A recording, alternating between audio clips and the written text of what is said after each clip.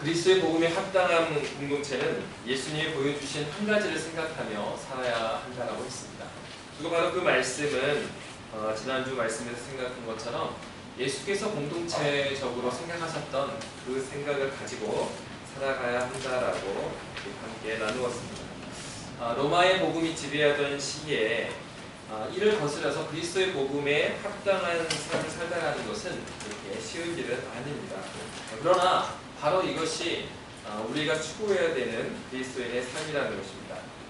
오늘 본문에서는 그러면 그 한 가지를 추구하며 살아가는 그 교회의 그 교인들, 그 교회의 교회가 살아야 되는 삶을 무엇이라고 말하고 있습니까? 오늘 본문은 너희 구원을 이루라라고 말하고 있습니다. 구원에 대한 문제를 말하고 있는데 사실 오늘 이 본문을 보면 우리가 구원에 대해서 오해를 가질 수가 있습니다. 왜냐하면 사도는 너희 구원을 이루라라고 말씀하고 있기 때문입니다. 우리가 알고 있기로는 구원은 누가 이루어 주신 것입니까? 하나님께서 이루어 주시는 것이에요. 그런데 오늘 본문은 너희 구원을 이루라라고 되어 있습니다. 이 본문을 우리가 들어가기 전에 우리가 구원에 있어서 우리가 오해하기 쉬운 두 가지 문제를 살펴보고자 합니다. 하나는 그 구원의 문제를 개인적인 것으로 생각하는 것입니다. 그런 이유는 우리가 예수 그리스도를 만난다는 것은 개인적인 체험이기 때문에 그렇습니다. 물론 모두에게 그런 체험이 확실히 기억에 있느냐 없느냐는 또 다른 문제예요. 어떤 사람은 아주 어릴 때부터 모태신앙인 경우 그런 경우 많죠. 어린 시절부터 교회에 있었기 때문에 그가 아주 어렸을 때 그리스도 예수를 인격적으로 만난 사람이 있다고 칩시다. 그렇지만 그가 그 이후에 그 은혜가 보존이 안 되면은 자신이 은혜 생활을 하지 않은 기간이 하나님을 만나서 은혜 얻었던 기간보다 훨씬 길기 때문에 자신이 헷갈릴 수 있어요. 내가 예수님을 만난 경험이 있나? 없나? 그게 헷갈리는 사람이 있습니다. 분명히 있음에도 불구하고 그런 사람이 있고요. 또 어떤 사람은 예수님을 만난 기억이 아주 확실한 사람이 있습니다. 그런 분들은 여러분들이 많이 접해봤듯이 이제 예수님 만나는 것에 대한 간증을 많이 하시는 분들이 그런 분이시겠죠. 그리고 또 어떤 분들이 있냐면 정말로 예수님을 만나지 못한 분도 있어요. 교회 안에. 그래서 아직 예수님을 만나지 못했다고 해서 물론 이제 하나님 앞에서 죄인인데 그렇다고 해서 그분이 특별하게 뭐가 잘못됐고 그런 것이 아니라 하나님께서 이 교회에 부르셨다는 것은요, 그 하나님의 시계가 있습니다. 우리가 원하는 그 시간이 있는데 또 하나님이 원하는 시간이 있어요. 그래서 저 같은 경우에는 제가 지난번에도 말씀드렸던 것처럼 저는 20살 때 예수님 만났거든요. 근데 그 20년의 인생 동안에 그러면 제가 교회를 안 나갔느냐? 교회 나갔죠. 교회 나갔고 기도회도 가고 수련회도 가고 했죠. 그렇지만은 그 20년이 나에게 의미가 없는 것이냐? 그렇지 않다라는 거죠. 그 20년 어머니 뱃속에서부터 있어서 제가 예수님을 인격적으로 제가 인지하고 기억에 남아있는 예수님을 만나는 사건의 그 20년 동안은 나에게 의미 없는 것이 아니라 그 20년의 기간이 있었기 때문에 내가 얼마나 정말 안 되는 사람인지, 그리고 인간의 그 한계가 무엇이고 내가 얼마나 부족한 사람인지를 알게 됐죠. 그 기간마저 제가 교회에 나오지 않았다면 전 진짜 제 잘난 맛에 사는 사람이 됐을 거예요. 하나님께서는요, 내가 원하는 시간이 아니라 하나님께서 원하는 시간이 있어요. 근데 그걸 또 반대로 생각해보면 그 하나님께서 원하는 그 타이밍이요, 나에게 정말 가장 또 적합한 타이밍입니다. 그래서 제가 전도사 생활을 처음 시작하는데 처음 맡은 부서가 10살, 11살 아이들이었거든요. 근데 그때 제가 부임했던 날짜가 7월 첫째 주였어요. 여러분 이제 한국 교회들이 7월 달에 가장 큰 행사가 뭐죠? 성경학교가 있죠. 그래서 이제 부임해갖고 3주 만에 이 성경학교를 해야 되니까, 그러니까 이제 아이들한테 예수 그리스도를 만나라, 회심하라 이런 설교를 막 할 거 아니에요. 근데 제가 기도하면서 어떤 생각이 드냐면, 넌 참 양심이 없다. 너는 20년 동안 네 할 대로 다 살고서 또 10살 사는 애들한테 그리고 막 이렇게 더 익히라 막 이렇게 웃기잖아요. 하나님, 이게 제가 설명할 수 있는 것입니까? 그때 이제 하나님이 주신 생각은 뭐냐면 그거는 이제 네 생각이고 네가 생각했겠지만 너의 인생에 있어서 그러니까 조성룡의 인생에 있어서 그 20살 1월 마지막 주에 내가 너를 만나준 것은 그것이 너에게 가장 적합한 때였기 때문이다. 그러니까 하나님께서는 그 10살 아이들이든지 뭐 4살이든지 상관없이 그러니까 하나님이 그 가장 인격적이라는 것은 뭐 강제로 끌어당겨서 하는 거 아니잖아요. 말을 그 우물가에로 끌고 올 수는 있지만 그 물을 마시는 것은 말이죠. 마찬가지로 우리가 모태에서부터 교회에 나왔던 분이 있고 그리고 후에 직분 따라서 나오는데 어떤 이유로 이 자리에 있은 분도 있고 그렇습니다. 근데 중요한 거는 그 하나님께서 하나님의 때에 가장 적합하게 우리를 만나주시는 거죠. 그러니까 이제 한편으로는 저도 그런 예수를 만나고 나니까 또 그런 생각도 들죠. 내가 조금 더 하나님 말씀에 정직하고 조금 더 하나님 앞에서 서 있었으면 20살 이전에 먼저 주님을 만났을 텐데 이런 마음도 있죠. 하지만 여전히 부인할 수 없는 건 나의 스토리에서 그 20살 때의 그 지점이 하나님의 가장 적합한 때였다라는 것입니다. 그러니까 교회 안에 이렇게 회심을 경험했으나 회심의 기억이 명확지 않은 분과 또 회심의 경험이 명확한 분과 또 아직 회심을 하지 않았기 때문에 회심의 경험이 없는 분이 있습니다. 근데 중요한 것은 하나님께서 이 언약 공동체 안에 그 모든 사람들을 그의 백성으로 여기셨다라는 거예요. 왜 그렇습니까? 아브라함과 언약을 하셨을 때 어떻게 말씀하셨어요? 하나님께서 너를 축복의 통로로 하겠다고 하셨을 때 아브라함에게만 약속하신 게 아니에요. 아브라함에게 뭐라고 그러냐면 너와 너의 후손들에게 이렇게 하겠다라고 말씀하신 거예요. 그러니까 그 후손들은 어떻게 해요? 죄 가운데 태어났잖아요. 우리가 알고 있는 이삭이든 야곱이든 굉장히 유명한 분들이지만 그들도 태어나서는 죄인으로 태어나 있는 거예요. 회심을 아직 경험하지 않은 사람들이에요. 그럼에도 불구하고 하나님께서는 어떻게 했습니까? 그들을 하나님 나라의 언약 공동체로 여기셨어요. 생각하셨어요. 마찬가지로 이 교회 안에는 그렇게 다양한 사람이 있고 하나님께서는 그 모두를 하나님의 백성으로 여기십니다. 그런데 이제 이 구원을 이룬다고 했을 때 하나님께서 전적으로 이것을 이루어 가시는데 우리가 예수 그리스도를 만나는 명확한 기억은 개인적인 체험이다 보니까 우리가 어떻게 생각해요? 구원은 개인적인 것이라고 생각해요. 그래서 오늘 본문에서는요 그러므로 나의 사랑하는 자들아 너희가 나 있을 때뿐 아니라 더욱 지금 나 없을 때도 항상 걱정하여 두렵고 떨림으로 너희 구원을 이루라 라고 말씀하고 있습니다. 너의 구원을 이루라라고 하지 않았고요. 너희 구원을 이루라라고 하고 있어요. 그리고 다른 말씀을 우리가 한번 말씀을 드리겠는데 빌립보서 1장 6절 말씀입니다. 한번 빌립보서 1장 6절 말씀 함께 읽었으면 좋겠는데요. 같이 읽겠습니다. 시작. 너희 안에서 착한 일을 시작하신 이가 그리스도 예수의 날까지 이루실 줄을 이는 확신하노라. 구원에 대한 첫 번째 오해는 이 구원을 개인적인 것으로 생각한다는 거예요. 그러나 그렇게 보지 않고 있었어요. 왜냐하면 6절에도 너희 안에서 착한 일을 시작하신 이가 그리스도 예수의 날까지 이루실 줄을 우리는 확신하노라. 여기에서 착한 일은 바로 하나님께서 우리를 구원하시는 그 구원을 말합니다. 근데 구원을 말할 때 6절에 너희 안에서라고 말하고 있어요. 그런데 이 원어를 보면은요, 너희 안에서의 그 안에서는 영어로 하면은 in you로 이렇게 우리가 많이 이해할 수 있는데 원어에서는 among you로 해석하는 게 더 가까워요. 너희 가운데서 공동체적으로 말하고 있는 거예요. 그러니까 너희 가운데서, 그러니까 이 교회에서 그 구원의 일을 시작하신 그분이 그 구원을 이루실 것이다라고 바울이 말하고 있는 것입니다. 여러분, 구원이라는 것은요 개인적인 일이면서 그것은 공동체적인 일이에요. 왜 그렇습니까? 우리가 예수 그리스도를 만난 그 경험을 하게 되면 우리가 착각하는 거, 특별히 우리 한국 교회에서의 이제 분위기가 뭐가 있냐면 나는 예수를 만났으니까 이제 완성된 것처럼 생각하는 거예요. 그러나 성경에서 구원이라는 것은요 예수님을 만난 그 경험 그것만 말하고 있지 않아요. 그것은 무엇이냐? 예수를 만난 그 경험은 이제 시작입니다. 시작한 거예요, 시작. 그리고 그것이 완성되는 때는 언제입니까? 우리 주님 앞에 갈 때 그때 완성되는 것입니다. 이 모두가 구원이에요. 그래서 구원의 여정이라고 하는 것이죠. 그러니까 여러분, 한 아이에 태어나는 것을 기억해 보십시오.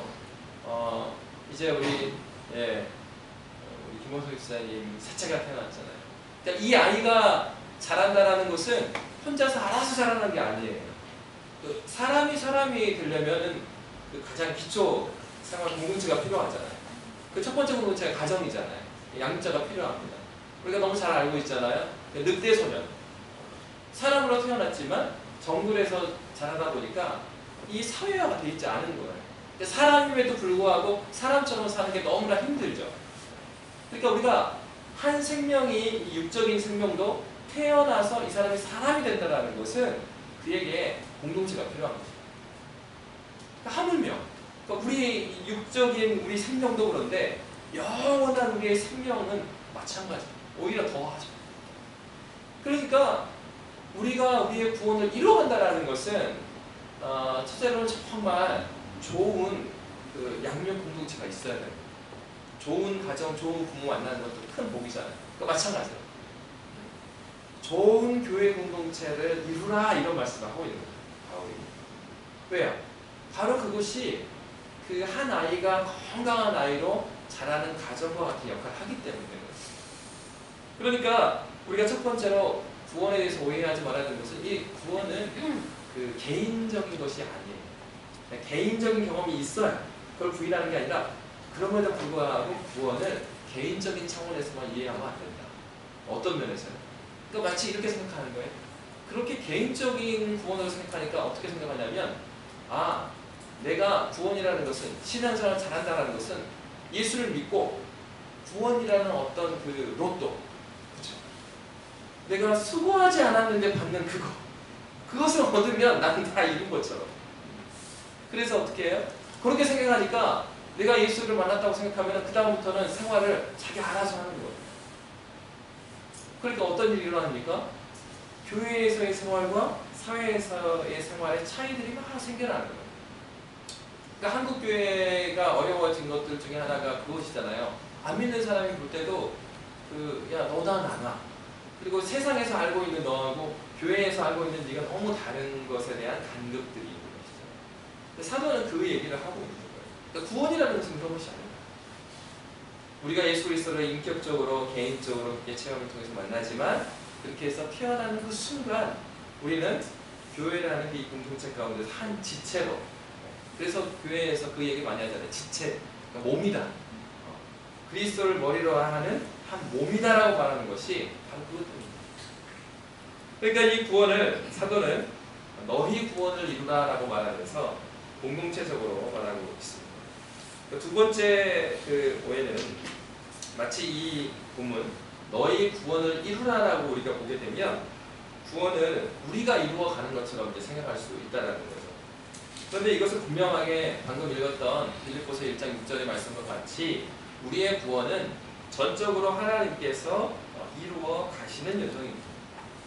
하나님께서 그 전적으로 우리의 구원을 이루어 가시는데 어디를 통해서요? 너희 안에서 교회를 통해서. 그래서 여러분 신앙이 자란다는 것은요 관계 가운데 있을 때 자라는 거예요. 관계 가운데. 그러니까 홀로 수도원에 가서 있으면요 신앙이 좋은 것 같습니다. 그러니까 여러분 그 목사님들 보면서 착각하시면 안 돼요.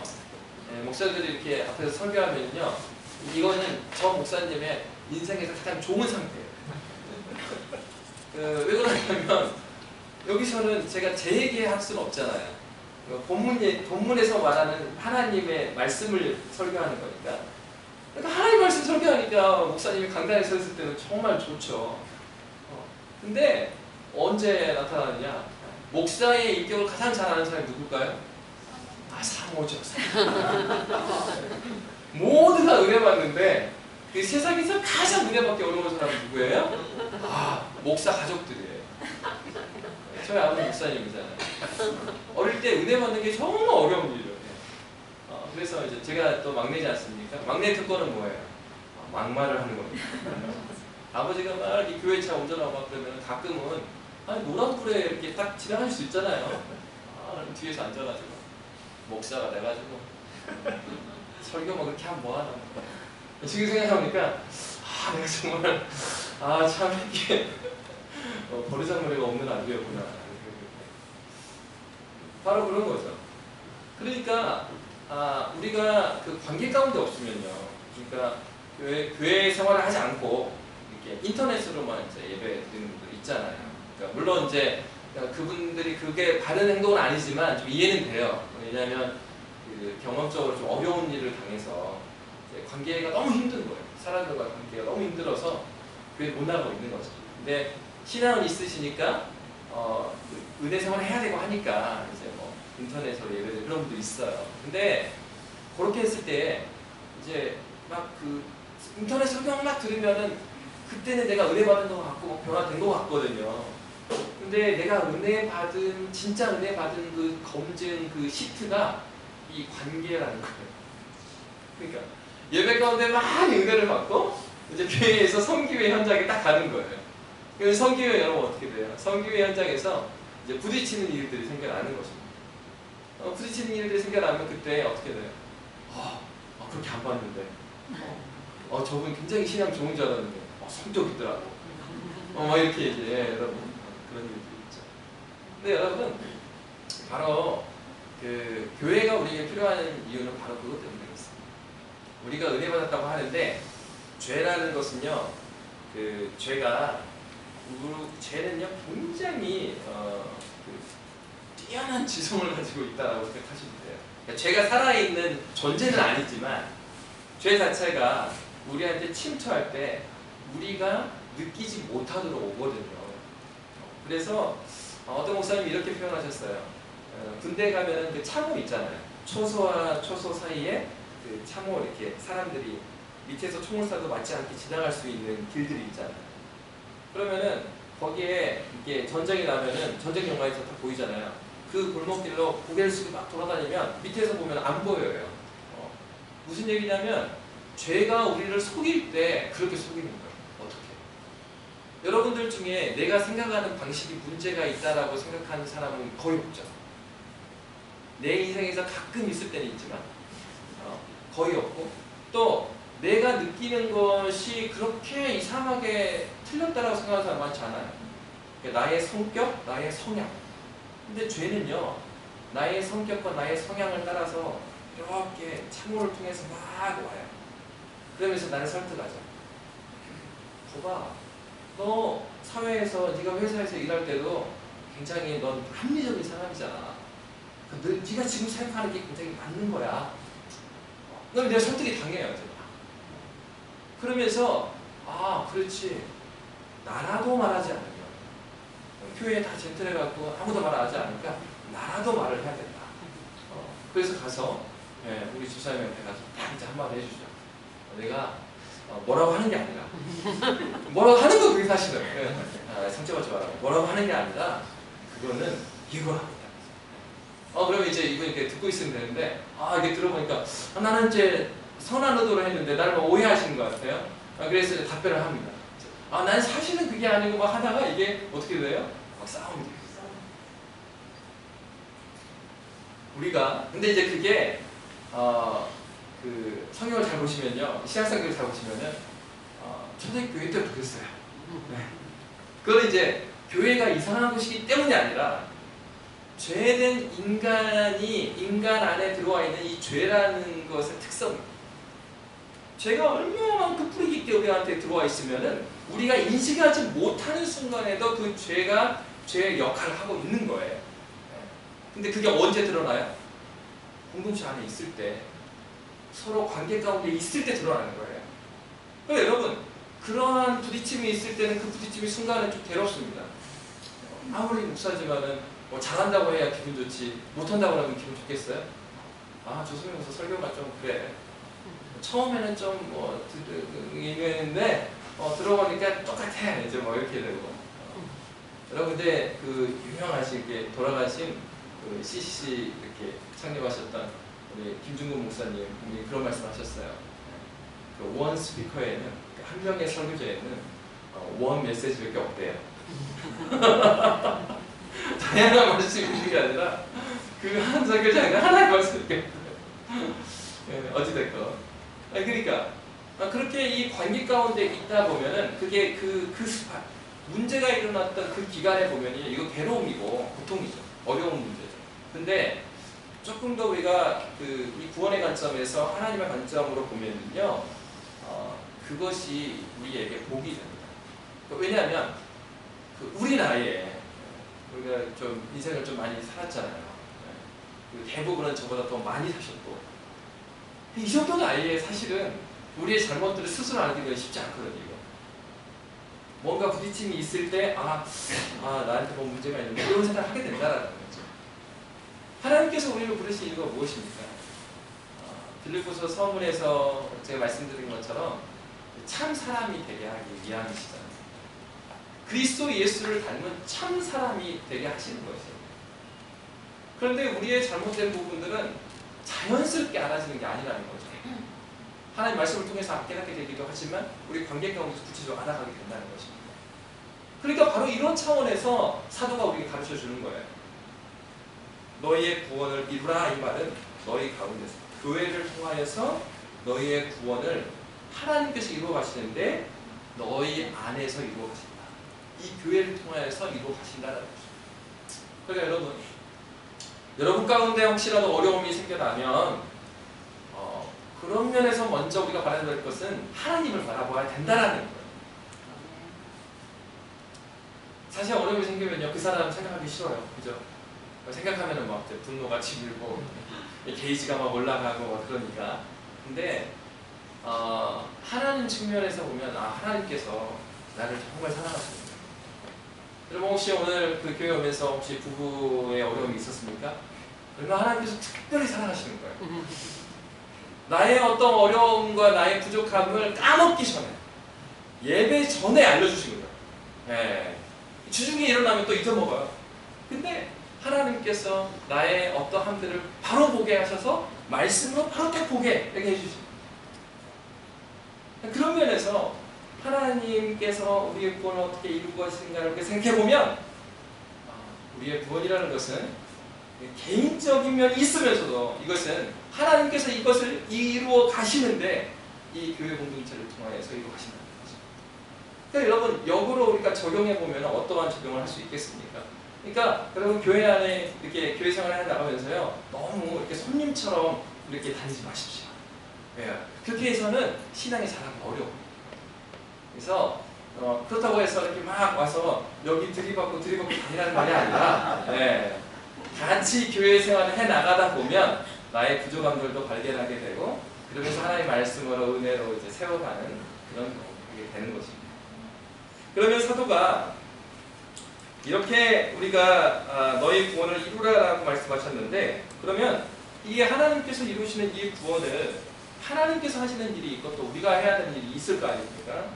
그것을 오늘 본문에서 말하고 있습니다. 빌립보서 2장 12절 13절인데 다시 한번 우리가 12절 13절 말씀 함께 읽도록 하겠습니다. 12절 13절 함께 읽습니다. 시작. 그러므로 나의 사랑하는 자들아, 너희가 나 있을 때뿐 아니라 더욱 지금 나 없을 때에도 항상 걱정하여 두렵고 떨림으로 너희 구원을 이루라. 너희 안에서 행하시는 이는 하나님이시니 자기의 기쁘신 뜻을 위하여 너희에게 소원을 두고 행하게 하시나니. 먼저 12절에서 이렇게 말하고 있습니다. 항상 복종하여 두렵고 떨림으로 너희 구원을 이루라 라고 말씀하고 있습니다. 너희 구원을 교회를 통하여서 교회 관계 가운데서 하나님께서 이루어 가시는데 우리가 해야 될 것은 첫 번째는 항상 복종합니다. 여러분 이것은 굉장히 중요한 것입니다. 우리 청년들이 배우자를 선택할 때 중요한 기준, 아주 가장 모든 걸 양보해도 양보할 수 없는 그 기준. 어떤 자매는 그렇게 이야기하더라고요. 목사님 정말 목사님한테 이 말씀 드려야 될지 모르겠지만 저 이걸 포기 못하겠어요. 뭔데? 얼굴이야. 근데 그리스도인들은 절대 포기하지 않아야 되는 게 뭐냐면은 그 배우자가 대상이 될 그 사람이 말씀에 꺾여본 적이 있는가, 이게 중요해요. 예. 현재의 성격은 사실상 두 번째, 현재 성격.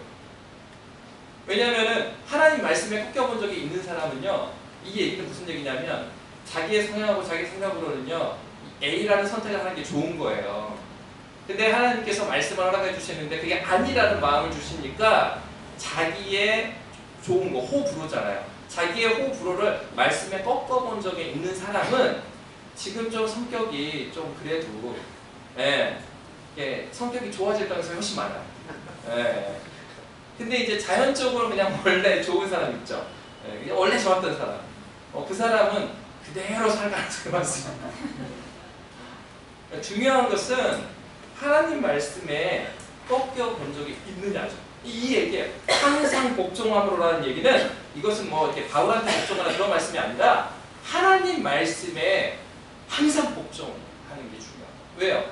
아까 말씀드린 것처럼 그런 관계의 문제가 생겨나고 불편함이 생겨났을 때 그가 정말로 하나님 말씀을 소중히 여기는 사람은요, 나한테 이렇게 그래도 내가 좀 잘한 게 있는데 라는 마음이 있다 하더라도 하나님 말씀이 이렇게 던져졌을 때 이 생각조차도 하나님께서 원치 않는 생각이지 하면서 자기를 꺾거든요.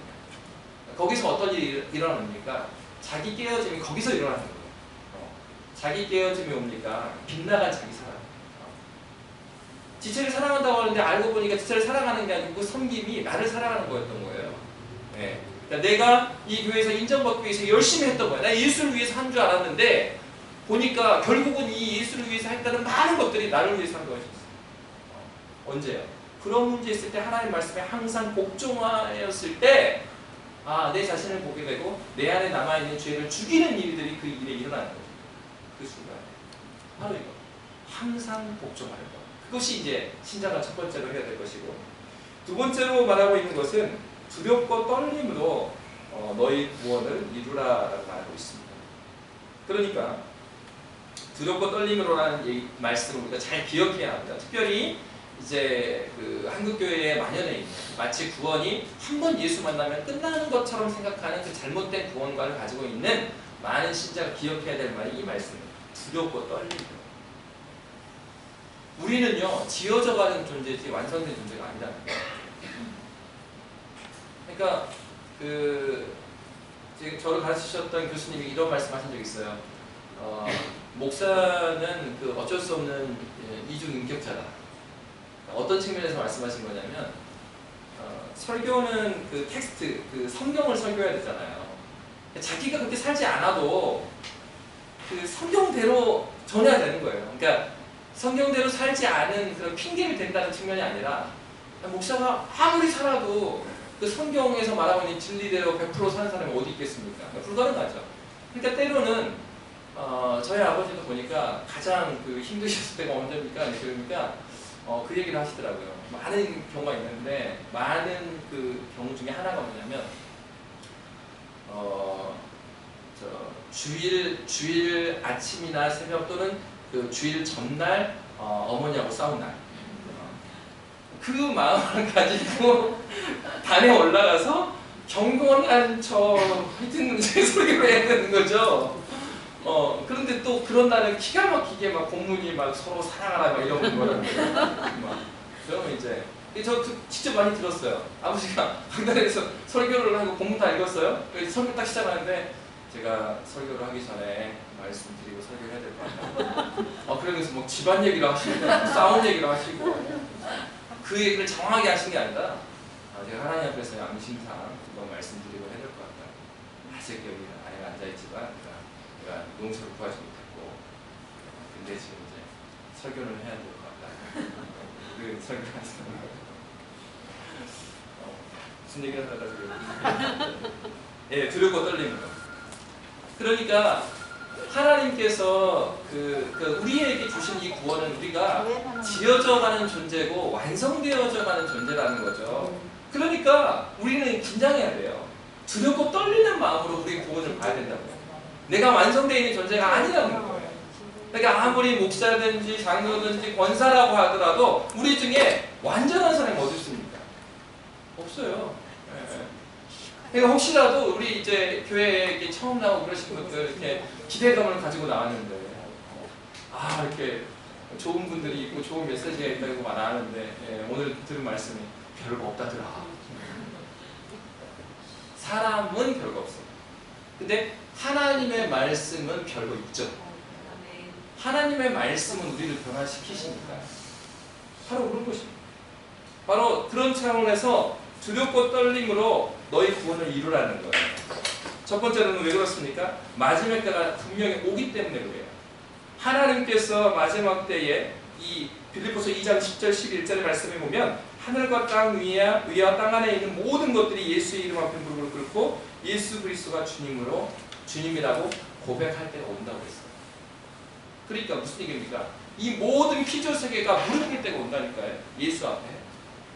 그러니까 예수 그리스도께서 지금 나의 주인이 되시고 여전히 하나님께서 일하신다는 것을 우리가 믿음으로 우리는 하나님께 무릎 꿇을 때가 온단 말이에요. 지금도 무릎 꿇었어야 되고. 근데 이 관계 가운데 어려움이 왔을 때는 어떤 생각이 들어요? 그래도요. 그래도 그건 너무한 거 아닌가요? 그래서 내가 이렇게 나오는 거예요. 그래도 그건 잘못한 거라고. 그러면서 내가 그리스도 앞에 무릎 꿇을 생각은 잠시 접어놓고, 우리가 이제 표현 중에 그런 표현 있죠. 신앙을 떠나서도 그건 아니다. 이 표현은 사실은 한편으로도 무슨 말인지 알겠어요. 문맥상 무슨 말인지 알겠는데 조금은 그 위험한 말이죠. 신앙을 떠나놓고 말하면 안 되죠. 그리스도 바로 그런 것입니다. 그리스도 앞에 우리가 무릎 꿇을 때가 온다라는 것을 기억하며 살아야 된다는 거죠. 신자는 두렵고 떨림이라는 거죠. 그리고 두 번째로는 하나님께서 이 구원을 그리스도로 말미암아 구원을 이루어 가시니까, 그러니까 이 지점에서 우리가 우리 지체들을 판단해서는 굉장히 어렵다는 거죠. 지금 이 시점에서는 이 친구가 굉장히 거칠 수도 있고 그렇지만요, 한편으로는 하나님께서 나한테 지금 일하시는 것처럼 이 친구한테도 하나님께서 일하고 계시다는 것을 신뢰해요. 그러니까 인간 안에 들어있는 죄에 대한 신뢰가 아니라 그 안에 죄가 있음에도 불구하고 성령께서 그와 함께 계시고 성령께서 지금도 일하고 계시고, 그렇기 때문에 하나님께서 변화시킬 것이다에 대한 그 하나님에 대한 기대감을 가지고 있기 때문에 우리는 두렵고 떨림으로 우리의 구원을 이루어야 한다라고 말씀하고 있습니다. 바로 이거예요. 신자는요, 항상 하나님 말씀에 복종함, 그리고 두렵고 떨림으로 우리의 구원을 이루어가는 것입니다. 이것이 우리가 해야 될 일이에요. 그러면 하나님께서는 어떠한 일을 행하십니까? 13절의 말씀에 보면 우리가 이렇게 살아야 되는 이유를 말하고 있습니다. 13절 말씀 우리 함께 읽겠습니다. 13절 시작. 너희 안에서 하시는 하나님이시니 자기의 뜻을 주셔야 너희에게 소원을 듣고 하나님을 하시나니. 아멘. 13절에 이제 우리 한글 성경에는 나와 있지 않지만 원어를 보면은 가르라고 되어 있어요. 이건 왜냐하면이에요. 앞에서 항상 복종하여 두렵고 떨림으로 너희 구원을 이루라. 왜냐하면 너희 안에서 행하시는 일은 하나님이시니 자기 기쁘신 뜻을 위하여 너희에게 소원을 두고 행하게 하시기 때문이다. 첫 번째는 하나님께서 하시는 일은요, 하나님이 구원을 원하는 동기를 주신다는 거예요. 소원을 주신다는 거예요. 이런 측면에서 하나님께서는요, 오래 참고 기다리시는 하나님이십니다. 동기를 주셔요. 그냥 갑자기 이 사람이 마음에 동하지도 않았는데 하나님께서 구원의 일을 막 행하시는 분이 아니죠. 그렇게 한다면 이 구원은 비인격적인 거예요. 그죠? 칼을 들고 야, 안 믿어? 죽어. 그럼 믿는다고 해야죠. 그러나 그걸 진짜 믿는 게 아니잖아요. 여러분들이 예수 그리스도를 만났을 때를 잘 생각해 보십시오. 하나님께서요, 그것이 사람일 수도 있고 사건일 수도 있고 어떠한 계기를 통해서 하나님께서요 우리를 부르신다는 것을 느끼는 거예요. 뭔가 답을 찾아보려는데 답이 찾지 않아지니까 방법을 여러 개 찾아보다가 주는 게 나오는 거예요. 저 어릴 때 기억해 보면은 시골에 이제 마을 한 가운데 교회가 있었거든요. 마을하고 있진 않아요. 이쪽 마을과 저쪽 마을의 중간쯤에 교회가 있는데 가끔 그런 경우가 있었어요. 그 부모님도 어떤 자녀를 놓고 도망가시는 경우가 종종 있었어요. 그런 경우가 어떠냐면, 지금 생각해 보면 이제 물론 그 귀신의 이렇게 영향을 받은 경우도 있었겠지만은 또 이제 그때 당시에는 이렇게 의료가 많이 이렇게 발달되지 않을 때이기 때문에 정신적으로 또 어려운 분들도 있었던 것 같아요. 어쨌건 스토리를 들어보면은 절에도 가보고 또 다른 종교에도 가봤는데 안 되는 거예요. 그러니까 교회 그 유아실에다가 남겨놓고 부모님 도망가요. 무서우니까. 그러니까 이제 그 부모님이 목사님이랑 사모님이 유아실에서 밥을 해 먹이면서 기도해주고 막 그러시더라고요. 그러니까요, 이 소원을 두신다라는 것은 하나님께서 이렇게, 그러니까 귀신의 역사는 뭐냐면 미혹의 영이기 때문에, 여러분 귀신은 특별한 게 아니에요. 성령은 어떤 영입니까? 진리의 영이에요. 그러니까 예수를 믿게 되면 우리의 지성이요 총명함이 이제 계속해서 생겨납니다. 그러니까 여러분 이런 거 생각하시면 돼요. 내가 총명이 좀 흐려지고 있다 그러면은 성령 충만하지 않는다 보다 이렇게 생각하시면 돼요. 그러니까 이게 믿음이 처진다라는 것은 막 이렇게 능력이 생긴다 그런 게 아니라 하나님 앞에서 분별력과 총명이 아주 밝아지는 거예요. 근데 사단이 역사한다는 건 뭐냐면요, 거짓의 영이니까 자꾸 사실이 아닌 것들을 생각하게 만들고요, 보이지 않는 것들을 보게 하고 이렇게 미혹하는 거죠. 그러니까 사실은 이제 정신적인 문제가 분명히 있는 거죠. 그러니까 그렇게 하다 보니까는 이분들이 이 교회에 와가지고 치료를 받는 동안 무슨 말씀들을 전하냐면 하나님께서 너의 주인이다라는 말씀들을 막 전하셔요. 자신이 귀신에 완전히 점령당해서 어찌할 수 없다라는 착각 속에서 그가 자신의 주권을 내어줘요. 미혹의 영혼. 근데 성경이 말하는 건 뭐냐면 성령께서 너의 주인이시고 지금도 네 안에서 하나님께서 일하고 계신다. 그리고 하나님께서 일하실 때는 너의 지성을 사용하셔서 너를 이끌어 가신다라는 말씀을 주시는 거죠. 그러니까 하나님께서 구원을 주실 때 소원을 주신다는 건요, 악령의 역사는 뭐냐면 비인격적으로 사람을 몰아가고 속이는 일들이에요. 그런데 하나님께서 우리의 구원을 이루실 때를 보면 하나님께서요 다양한 방법으로 설득하시는 거죠. 동기를 주시는 거예요. 어떤 사람은요, 어떤 큰 사고, 교통사고를 통해서 예수를 돌아온 사람이 있고요, 어떤 분은 사업이 너무 안 되다 보니까 방법을 찾다가 하나님께 온 사람이 있고, 또 어떤 분은요 여자친구한테 퇴짜맞아 받고 시기에 빠졌다가 주님에서 희망을 찾고 예수를 만난 사람이 있고, 하나님께서 그 하나하나의 선택, 사업의 선택이나 여자친구 앞에서의 관계의 선택이나 여러 가지 선택은요 우리가 하는 거죠. 근데 그 선택들이 다 하나님의 영광에 의해서 했습니까? 예수 만나기 전에? 나를 위해서 한 선택입니다. 나의 의지가 빠져있는 게 아니에요. 내 의지대로 했는데 답이 안 나오는 데까지 하나님께서 오래 참고 기다리시는 거예요. 그가 내 힘대로 하면 되지 않는다는 것을 설득될 때까지 기다리시는 거죠. 그 역사가 뭡니까? 구약의 역사 아닙니까? 구약에 하나님께서 분명히 레위기 말씀을 통해서 하나님의 말씀과 하나님의 뜻을 알려줬습니다. 근데 구약의 역사가 어떤 역사예요? 하나님 말씀대로 살지 않으니까 안 되더라는 역사예요. 그러니까 나라가 없어집니다. 그리고 포로로 잡혀갑니다. 그러니까 하나님 붙들잖아요. 그러니까 하나님 붙드니까 어떤 일이 일어나요? 포로로 잡혀갔음에도 불구하고 하나님께서 일하는 하나님의 큰 일을 보는 거예요. 하나님께서 우리에게 인생을 허락하여 주셔서요, 우리의 구원을 원하는 동기를 만들어 주셔요. 하나님께서 일하실 때 보면 이 세상에 악한 것까지라도, 우리에게 악해 보이는 것까지라도 하나님께서는 합력해서 선을 이루시는 거죠. 어떤 선? 하나님의 구원을 이루시는 선으로 우리에게 작용해 주시는 거예요. 그러니까 우리에게 소원을 주신다고 했던 이 짧은 말씀에서 우리가 기억해야 되는 것은 뭐냐면 우리에게 소원함을 주시거든요. 근데 그 소원이 생기기까지 하나님께서는 얼마나 기다리시겠어요? 제가 예수님을 만나고 나니까 하나님께 너무 죄송하더라고요. 왜냐면은 모태 신앙이었죠. 부모님이 목회했죠. 그리고 시골은 사택이 교회하고 함께 있잖아요. 그러니까 20년 동안 제가 구분할 수 없는 거예요. 야, 너는 있잖아, 누구랑 비교해도 최적의 조건 아니었냐? 내 양심이 나에게 하는 소리가, 네가 지금 할 말 있어? 할 말이 없어요. 하나님께서는요 오래 참고 기다리시는 거죠.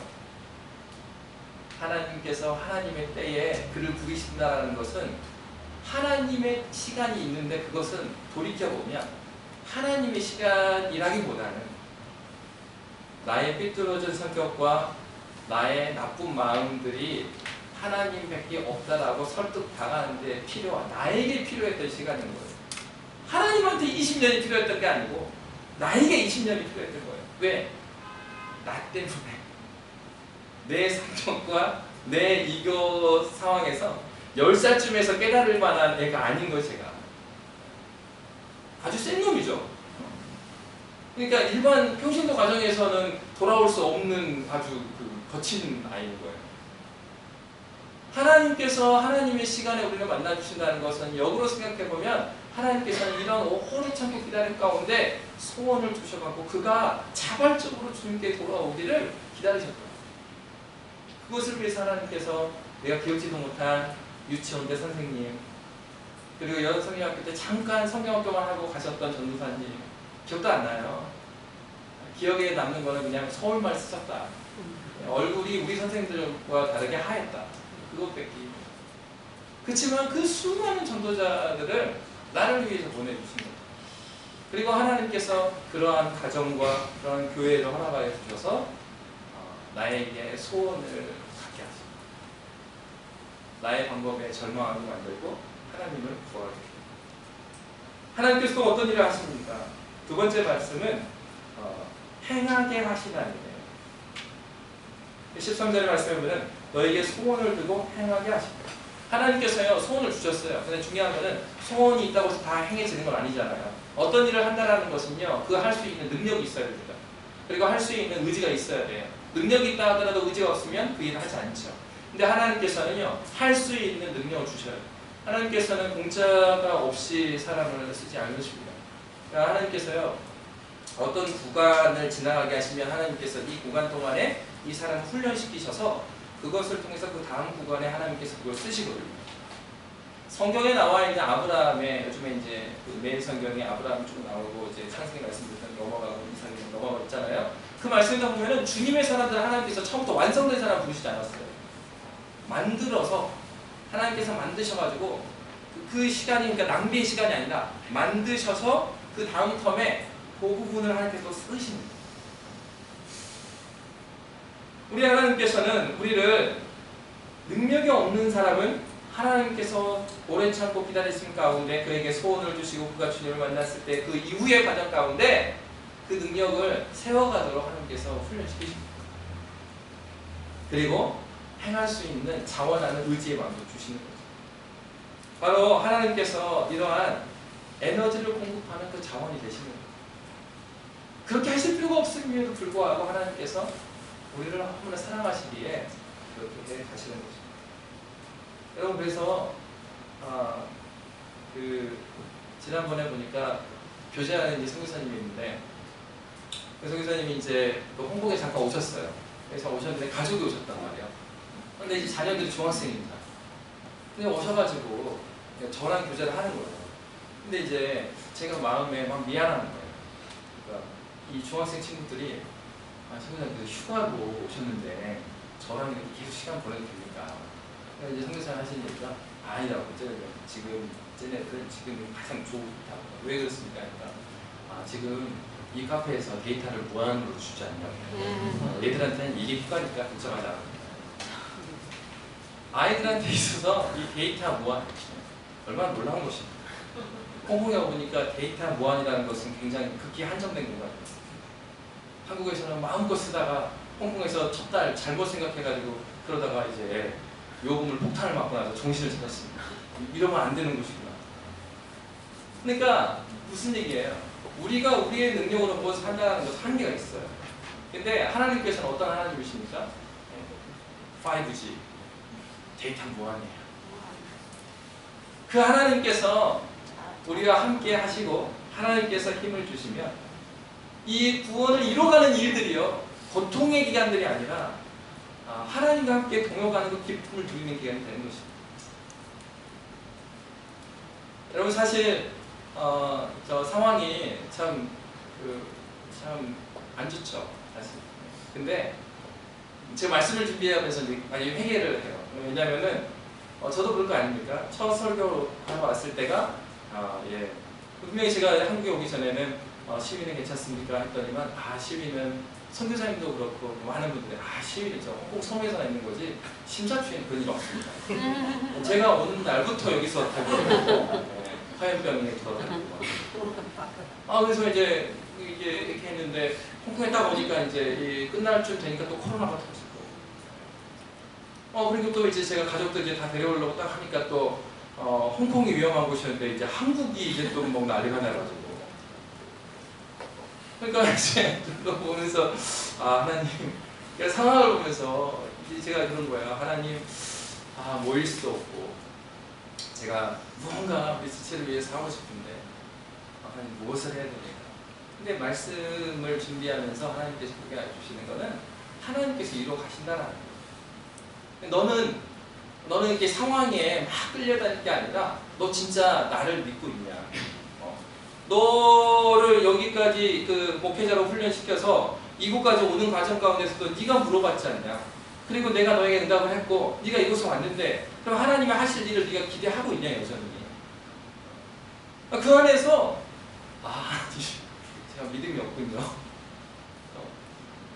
말씀을 준비하는데 우리 하나님께서는 소원을 갖게 하시고 또 그것을 행하게 하시는 하나님이십니다. 너에게 이러한 하나님을 향한 믿음이 있느냐? 라고 물으십니다. 목사님은 답이 있습니까? 답이 없죠. 제가 뭐 어떻게 답이 있겠어요?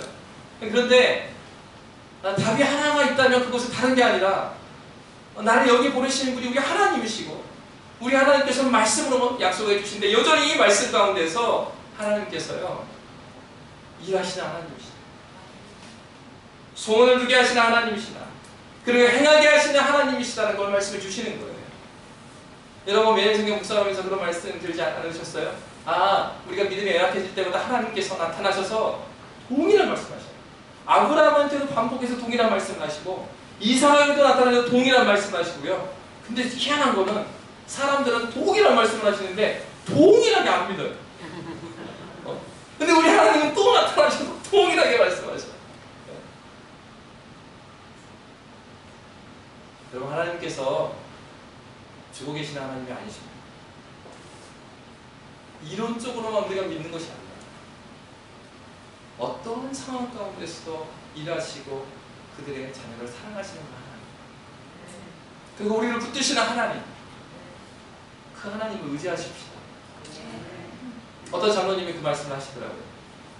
한국에 있을 때 장로님 요새 너무 상황이 어려워서 힘드시죠? 저는 요즘에 어떻게 지내세요? 이렇게 하시니까 기도하고 있죠. 네.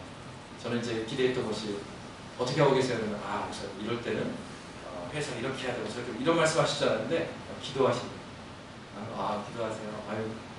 참 감사하네요. 근데 회사는 그러니까 목사님 답이 없을 때는요 하나님께 물어봐야 됩니다. 때로는 답이 없을 수 있지만 하나님께서 여전히 일하고 계시고 하나님께서 우리를 지켜보고 계시고 하나님께서 우리를 원하신다는 거죠. 여러분 어떠한 상황 가운데서도 우리가 잊지 마십시다. 하나님께 구하십시다. 하나님께서 여전히 말씀하시는 하나님이시고 그 하나님은 선하신 하나님이시고 그 하나님이 우리의 아버지가 되어주십니다. 제가 함께 기도하겠습니다. 제가 기도하겠습니다. 살아계신 하나님, 너희 구원을 이루라 라고 말씀하여 주셨습니다. 개인으로 한 사람으로 버려두신 것이 아니라 우리에게 이 공동체를 허락하여 주셨고 여전히 말씀하여 주시며 우리에게 소원을 주셔서 그 일을 이루게 하시는 하나님이십니다.